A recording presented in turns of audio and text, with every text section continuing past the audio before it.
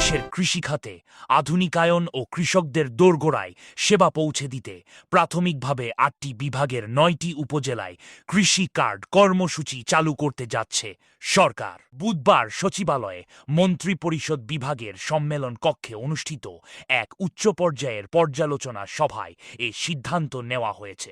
সভায় সভাপতিত্ব করেন প্রধানমন্ত্রী তারেক রহমান। বৈঠক শেষে প্রধানমন্ত্রীর প্রেস সচিব সালে শিবলি সাংবাদিকদের এই সিদ্ধান্তের কথা নিশ্চিত করেন। তিনি জানান, কর্মসূচির প্রাক পাইলট পর্যায়ে আগামী ৪৫ দিনের মধ্যে সব শ্রেণীর কৃষকের বিস্তারিত তথ্য সংগ্রহ করা হবে।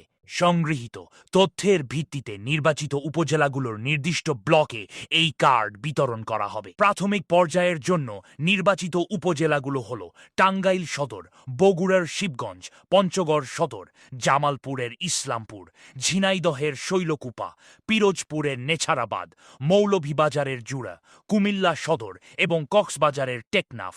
আরও খবর পেতে subscribe and follow Shahid TV.